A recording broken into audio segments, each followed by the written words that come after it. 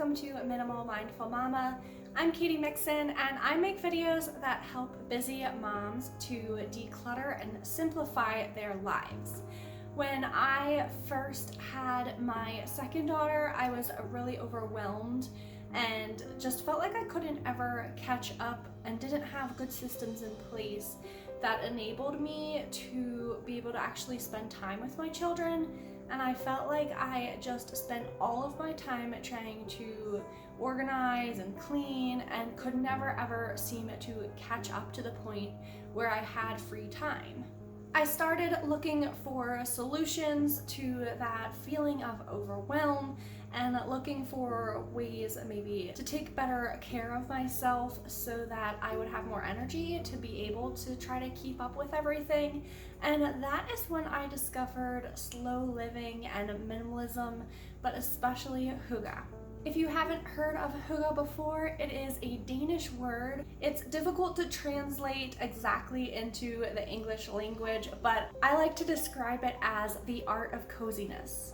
The Danish culture is said to be one of the happiest in the world, and I think that looking at this concept and how it plays out in their culture can be really helpful to compare and contrast to American culture, especially as in the American culture, I definitely got the feeling that mothers, especially with young children, are to be seen but not heard.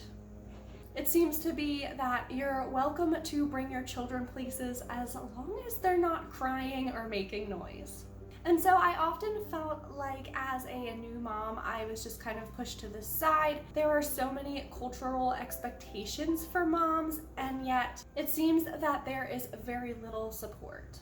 This is one of the things that drove me to try to find some form of self-care that would really work for me. And as I looked more and more into it, living a more Hygge lifestyle proved itself to be the missing pieces that I had been looking for. As I incorporated aspects of the Hygge type of lifestyle, and as I found good systems that I was able to simplify my routines, I was able to feel much better in my role as a mother.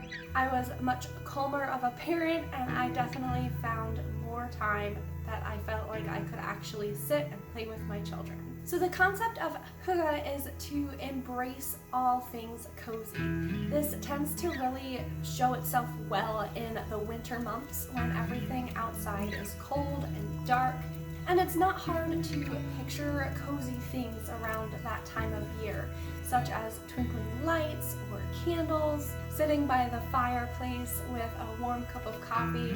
Many of the things that we tend to associate with winter or the holiday season around that time are very Hygge and very much what people who live in those colder countries where it is darker for longer portions of the year tend to incorporate into their lifestyle to help them get through those winter months.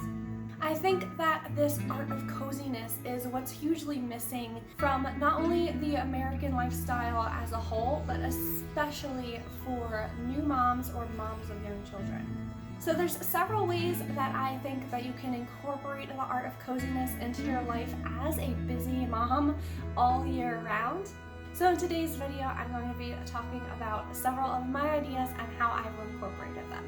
One of the first steps that I took was to make a rule that first thing in the morning, mommy needs her coffee, and anything else that you want me to do, I will do after I have my coffee.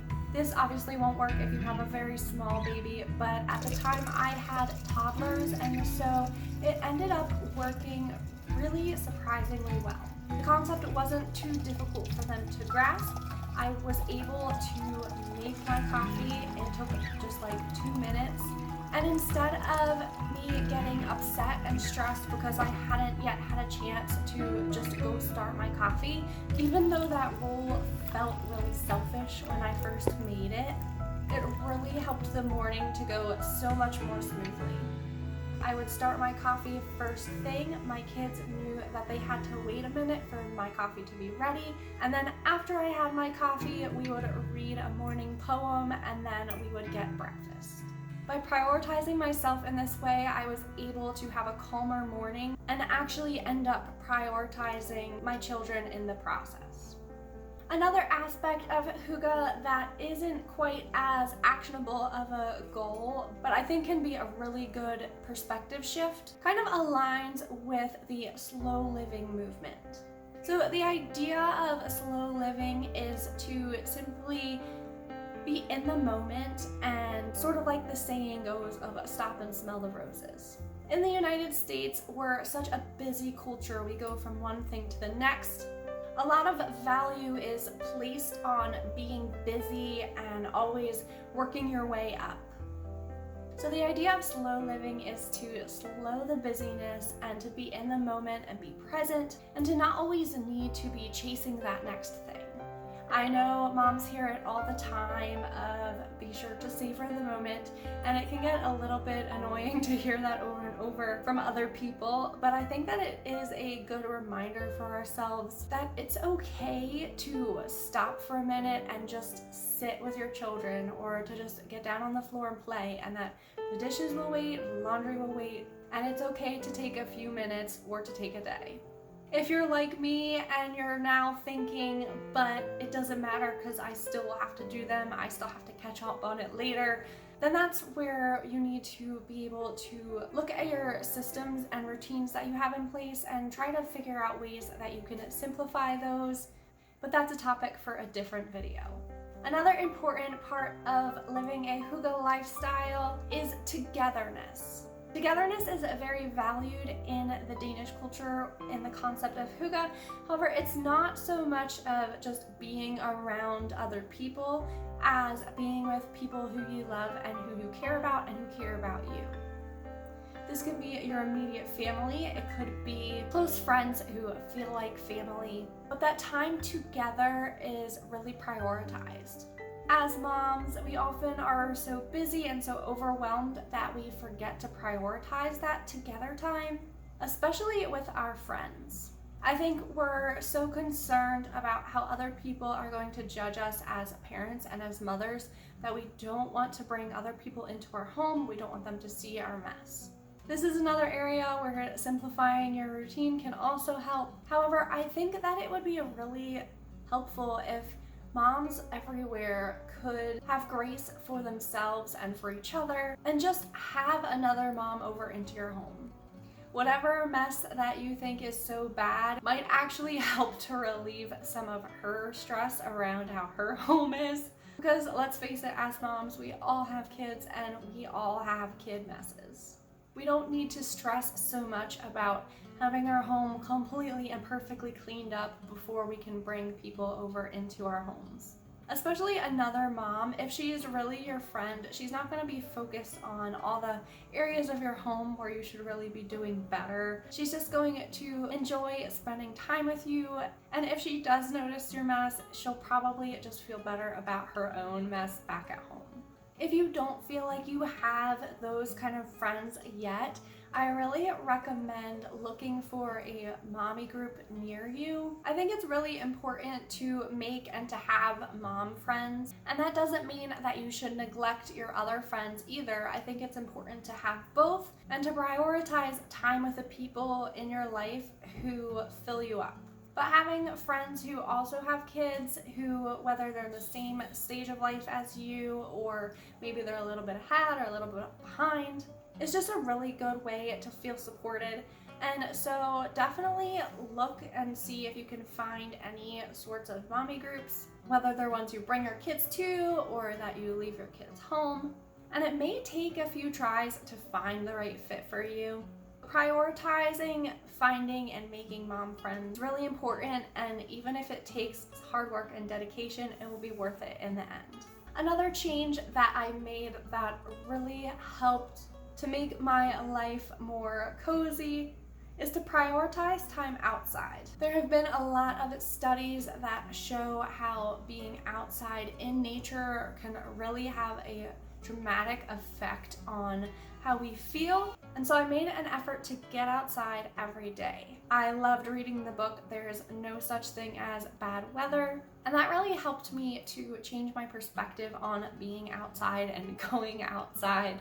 I'm definitely a summertime type of person and I don't like the cold, but I did find that Whether I sat outside to drink my coffee, or if I pushed the kids on the swing set in the backyard, or if we had more time that day and we went for a walk or went to the park nearby for a little mini hike. Combination of the fresh air, the exercise, being in nature, and just the color green all around, actually it did really make a huge difference. If you're a mom and you're looking for some self-care ideas because you're just feeling so overwhelmed, I think that this is a really good way to do that. I know that there's kind of two camps around the idea of self-care. Some people are all about self-care, pampering, give me all of it, and other people feel like self-care is way overdone. And let's face it, when we think about self-care, a lot of times we think about like bath bombs or something like that. And as moms, we don't always have time for like that pampering spa experience. I think that that's why a lot of people like to talk about how self-care is so much more than, doing a face mask every Sunday. Self-care is literally taking care of yourself.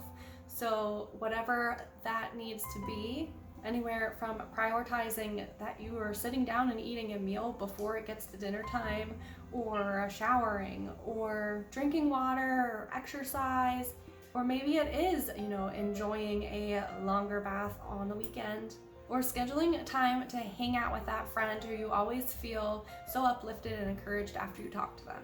I think that it's really hard as moms to not feel guilty about doing things for ourselves. And I think that that's why self-care has become so huge, because it is important to take care of ourselves, and we shouldn't feel guilty for doing that. I know that it can be really hard to find the time or to feel like you're able to do some of these things when you have kids. And so discovering these Hygge lifestyle ideas that I was able to incorporate while I had my kids with me, such as taking the kids outside, was really helpful when I felt like there was no way I could possibly leave my kids even for a few hours to go out by myself. There's different stages and seasons of life, and when you have really small babies, you can't really leave them for very long. Not everyone has supportive people around them who could potentially watch their kids, but regardless of what your reason is, you still need something in your life that's for you, that helps you to take care of yourself. You're not just a mom, you're a whole person, and I think moms especially need reminders sometimes of that. You're a woman and you have different interests and a life outside of just the fact that you're a mother as well. We need to make sure that we're taking care of that woman and not just the little people that we're responsible for. So I want to encourage you to take some time today and maybe throughout the rest of this week and try to identify areas in your life where you could incorporate more coziness. Areas where you could slow down, or maybe a rule needs to be made, like when we wake up in the morning, first mommy needs her coffee. Think of ways that you can incorporate some togetherness into your week, or ways that you can get outside and be in nature. I would love if you have ideas, if you would comment down below some ways that you already or that you would like to be cozy in your lifestyle. I'm always looking for new ideas, and I love using the comment section kind of as a collaborative resource for everyone watching this video so that you can go through and see other ideas besides just mine. Thank you guys so much for watching this video. Please go ahead and like and subscribe to my channel, and you can hit that little bell button so that you'll get notified when I upload new videos. I hope you have a very cozy day, and I will see you in my next video.